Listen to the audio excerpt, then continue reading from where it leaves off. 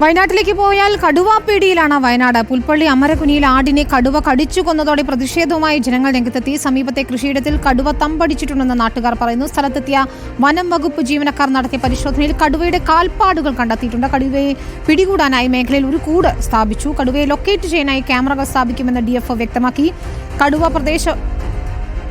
കടുവയെ പിടികൂടുന്നതിന് ശ്രമങ്ങൾ തുടരുകയാണ്. ഏതായാലും ഇപ്പോൾ ദീപക് മോഹൻ തയ്യാറാക്കിയ റിപ്പോർട്ട് കാണാം.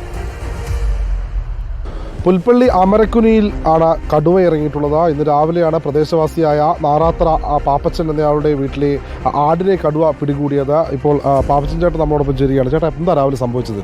രാവിലെ ഞങ്ങൾ വെളുപ്പിന് ആടിനെ പട്ടിനെ അഴിച്ചുവിടാൻ പോകണ്ടായിരുന്നു. അപ്പോൾ രാവിലെ പട്ടിനെ അഴിച്ചുവിടാൻ വേണ്ടി പോകുമ്പോഴാണ് പട്ടിക്കൂട് ചരിഞ്ഞ് നടക്കുന്നത് കാണുന്നത്. അപ്പോൾ അങ്ങനെ നോക്കുമ്പോൾ ആടുംകൂടും പട്ടിക്കൂടിൻ്റെ അടുത്ത് തന്നെയാണ്. അപ്പോൾ ആട്ടുംകൂട് നോക്കുമ്പോൾ ഒരു ആടിനെ കാണുന്നില്ല. അപ്പോൾ ഈ ആടിനെ പുൽക്കുട്ടിയുടെ വലിച്ചെടുത്തേക്കുന്നതിൻ്റെ ഈ രോമൊക്കെ പുൽക്കുട്ടി കാണുന്നുണ്ട്. അപ്പോൾ അങ്ങനെയാണ് ഇത് എന്തെങ്കിലും മൃഗം പിടിച്ചുകൊണ്ടായിരിക്കുള്ള വിചാരത്തിൽ അറിയുന്നത്. ആരാ കണ്ടത്? രാവിലെ വീട്ടുകാരിയാണ് കണ്ടത്. നഷ്ടപരിഹാരവുമായി ബന്ധപ്പെട്ട് വനം വകുപ്പ് എന്തെങ്കിലുമൊക്കെ സംസാരിച്ചോ? ഇത് സംസാരിച്ചിട്ടില്ല. എന്തില്ല. നിലവിൽ വനം വകുപ്പ് ജീവനക്കാർ സ്ഥലത്തെത്തി. DFO ഇവിടെ കൂട് സ്ഥാപിക്കുമെന്ന് ഉറപ്പ് നൽകിയിട്ടുണ്ട്.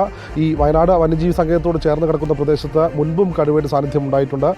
അന്ന് പ്രദേശവാസികൾ പറഞ്ഞതാണ് ഈ പട്രോളിംഗ് ഉൾപ്പെടെയുള്ള കാര്യങ്ങൾ, ഒപ്പം ഈ ഫെൻസിങ്ങും ഇവിടെ സ്ഥാപിക്കണം എന്നുള്ളൊരു കാര്യം നേരത്തെ വനം വകുപ്പിന് മുന്നിൽ വെച്ചിരുന്നു. ഇന്നിപ്പോൾ സൗത്ത് വയനാട് DFO അജിത് രാമനാണ് അല്പം മുൻപ് ഇവിടെ എത്തി കൂട് സ്ഥാപിക്കുമെന്നും കൂടുതൽ പട്രോളിംഗ് ശക്തമാക്കുമെന്നും RRT ടീം അടക്കമുള്ള ആളുകളെ ഈ മേഖലയിൽ വിന്യസിക്കുമെന്നും പറഞ്ഞത്. ഇപ്പോൾ നമ്മളോടൊപ്പം പുൽപ്പള്ളി ഗ്രാമപഞ്ചായത്ത് പ്രസിഡന്റ് ദിലീപ് കുമാർ ചേരുകയാണ്. ദിലീപേട്ട, സ്ഥിരമായി പുൽപ്പള്ളി മേഖലയിൽ വന്യജീവികളുടെ പ്രശ്നം ഇപ്പോൾ കടുവ ഇറങ്ങിയിരിക്കുന്നു.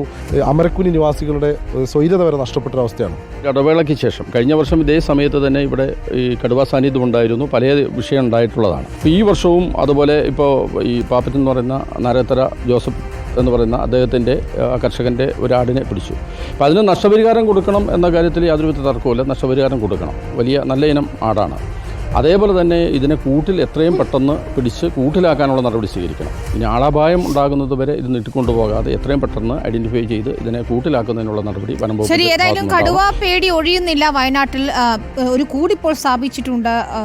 ദീപക് മോഹൻ തയ്യാറാക്കിയ റിപ്പോർട്ടാണ് കാണുന്നത്. വനം വകുപ്പ് ഏതായാലും ജാഗ്രതാ നിർദ്ദേശം നൽകി.